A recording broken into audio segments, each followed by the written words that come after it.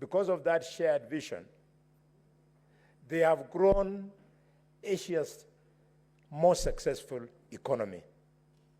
I therefore want to appeal to our colleagues. Just like you fought in your primary school, secondary school, A-level school, up to university to succeed, let us work for a vision so that our country can come out of poverty.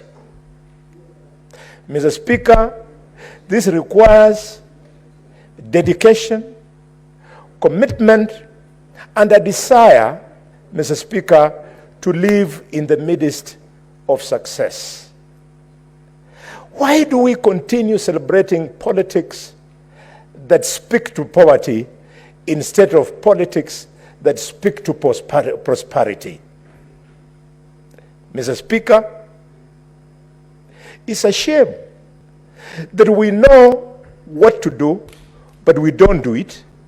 For example, infrastructure, Mr. Speaker, as spoken to by the President, is critical. But because of poor national decision-making, the infrastructure that can spur the economy is not given priority. For example, if we must dual roads in Kenya, the first road to dual is from Mombasa to Nairobi, followed by the road from Nairobi to Malaba border. Why? Because the gateway into our economy is Mombasa, and the exit from our economy to the biggest market to our country, Uganda, is through Malaba border. Why have we not dual those roads? Instead, we have chosen to dual the road, very important, to Central Province, not because of its economic significance, but it's because of its political significance, Mr. Speaker. Mr. Speaker, we need a paradigm shift whereby we think Kenyan. And I want to call upon leaders from Central Province not to succumb to the pressure from a few, very few misguided leaders who some of us don't even know where they came from, who are busy trying to radicalize on tribal lines a region so critical to this country, so that, Mr. Speaker, they can have an opportunity of saying, having supported him, and now that we are talking about withdrawing the support, the country is failing. That is not the way to think. One of the motions that I'll be most proud of in this country, Mr. Speaker, is the motion that exercised the power of this parliament to remind the president and deputy president that they are not above law. This is the route to go.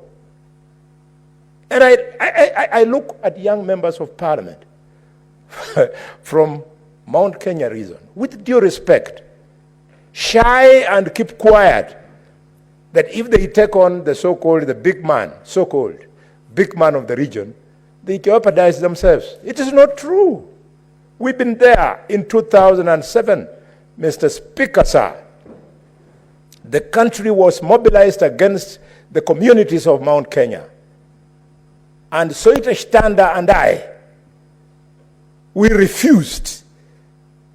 And all members of parliament from the then Western Province and Nyanza Province and Rift Valley Province, if you are not in the Orange Democratic Movement, there's no way you would be elected because of the lie of mobilizing the country against one community. We stood against that, Mr. Speaker, Soita Shtanda and I, and we won the election. Despite that, I therefore want to encourage young members of parliament from Mount Kenya to ignore the threats that are meant to make you fear to embrace nationalism instead of regionalism. Mr. Speaker, having said that, allow me to speak to the agriculture sector in this speech. The President said quite a number of things, but I want to speak to sugar and coffee.